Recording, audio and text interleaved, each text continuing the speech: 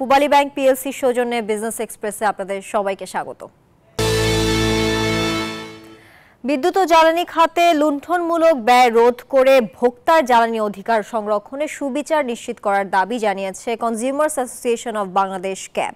রাজধানীর রিপোর্টার্স ইউনিটিতে সংবাদ সম্মেলনে ক্যাবের নীতি নির্ধারকরা বলেন, গত দেড় দশকে এই খাতে যে লুটপাট দুর্নীতি হয়েছে তার সাথে জড়িতদের জ্বালানি অপরাধী ঘোষণা করে তালিকা প্রকাশ করতে হবে।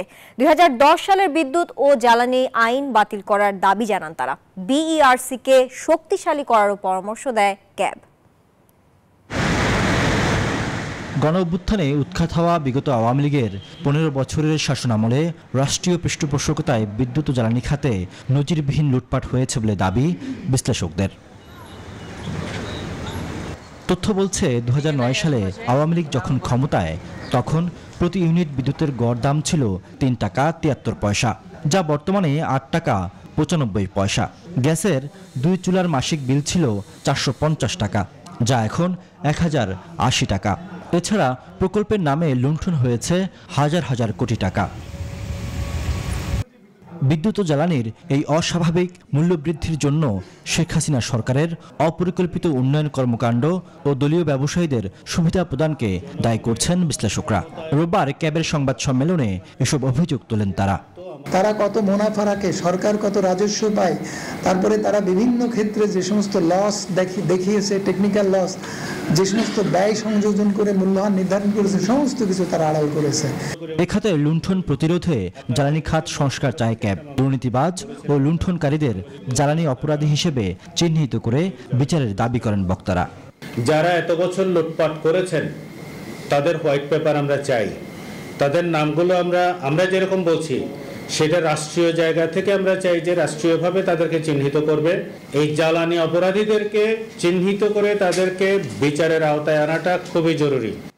বিগত সরকার দেশের বিদ্যুৎ ঘাটতিকে পুঁজি করে দ্রুত বিদ্যুৎ ও জ্বালানি সরবরাহ বিশেষ বিধান পাশ করে 2010 সালে। এই আইন বাতিলের দাবি জানায় ক্যাব। একই সাথে বিদ্যুৎ ও জ্বালানি খাতের অন্যায় ও অযৌক্তিক ব্যয় কমাতে একটি স্বাধীন কমিশন চায় তারা। জ্বালানি খাত সংস্কার প্রস্তাব প্রণয়নের জন্য একটি জ্বালানি খাত সংস্কার কমিশন চাই। লুটপাট আর দুর্নীতি করতে বিদ্যুৎ ও জ্বালানি খাতের প্রতিষ্ঠানগুলোকে যথেচ্ছ ব্যবহার করেছে বিগত সরকার। সেসব প্রতিষ্ঠানের এমডি ও চেয়ারম্যানদের অপসারণ করার দাবি করে ক্যাব। বিদ্যুৎ ও জ্বালানি খাত পরিচালনায় মন্ত্রণালয়ের কর্তৃত্বের অবসান চাই। রিয়াদ সুমন, নিউজ 24, ঢাকা। বন্যা পরবর্তী সময়ে বন্যা দুর্গত এলাকাগুলোতে ভর্তুকি মূল্যে চাল ও আটা বিক্রি করা হবে বলে জানিয়েছেন খাদ্য সচিব ইসমাইল হোসেন। দুপুরে সচিবালয়ে খাদ্য পরিস্থিতি নিয়ে ব্রিফিং কালে একথা জানান তিনি। যে সকল বন্যা দুর্গত উপজেলাগুলো আছে সেখানে আমরা 3 মাস ব্যাপী স্পেশাল ওএমএস চালাবো, যাতে নাকি ভর্তুকি মূল্যে তারা চালটা এবং আটাটা পেতে পারে। এটি আমরা 230টি কেন্দ্র চিহ্নিত করেছি। প্রতিটি কেন্দ্রে 1 মেট্রিক টন চাল ও 1 মেট্রিক টন আটা দেওয়া হবে এবং সেপ্টেম্বর, অক্টোবর, নভেম্বর এই 3 মাস আমরা চালাবো, এরকম আমাদের পরিকল্পনা। সুবাতাস বইছে প্রবাসী আয়। 1 মাসের ব্যবধানে দেশের প্রবাসী আয় বেড়েছে 16%। গেল আগস্ট মাসে প্রবাসী বাংলাদেশিরা $222 কোটি সমপরিমাণের রেমিটেন্স পাঠিয়েছেন দেশে। বাংলাদেশি মুদ্রায় যার পরিমাণ 26,567 কোটি টাকা। বাংলাদেশ ব্যাংকের তথ্য বলছে গত বছরে একই সময়ের তুলনায় এটি 39% বেশি। প্রতিবারের মতো এবারও সবচেয়ে বেশি রেমিটেন্স এসেছে বেসরকারি বাণিজ্যিক ব্যাংকগুলোর মাধ্যমে।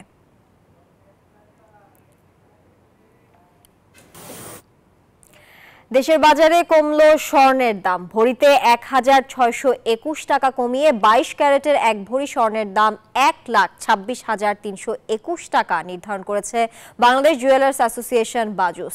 রোববার সন্ধ্যায় এক বিজ্ঞপ্তিতে এই তথ্য জানিয়েছে বাজুস। সোমবার থেকে নতুন এই দাম কার্যকর হবে। বিজ্ঞপ্তিতে বলা হয়, স্থানীয় বাজারে তেজাবি স্বর্ণের মূল্য কমেছে, ফলে সার্বিক পরিস্থিতি বিবেচনায় স্বর্ণের নতুন দাম নির্ধারণ করা হয়েছে। নতুন দাম অনুযায়ী প্রতি ভরি 22 ক্যারেটের স্বর্ণের দাম পড়বে 1,26,321 টাকা। এছাড়া 21 ক্যারেটের প্রতি ভরি 1,20,582 টাকা, 18 ক্যারেটের প্রতি ভরি 1,03,355 টাকা এবং সনাতন পদ্ধতির প্রতি ভরি স্বর্ণের দাম 85,450 টাকা নির্ধারণ করা হয়েছে।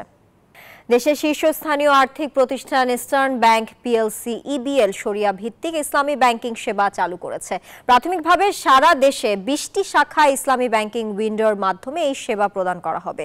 ইবিএল পরিচালনা পর্ষদের চেয়ারম্যান মোহাম্মদ শওকত আলী চৌধুরী রোববার ব্যাংকের প্রধান কার্যালয়ে আয়োজিত এক অনুষ্ঠানে ইসলামী ব্যাংকিং সেবার উদ্বোধন করেন।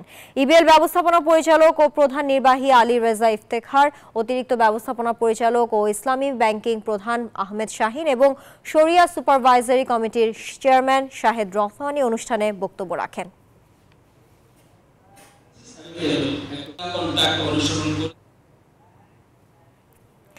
দর্শক, এই ছিল আমার কাছে পূবালী ব্যাংক বিজনেস এক্সপ্রেসের খবর।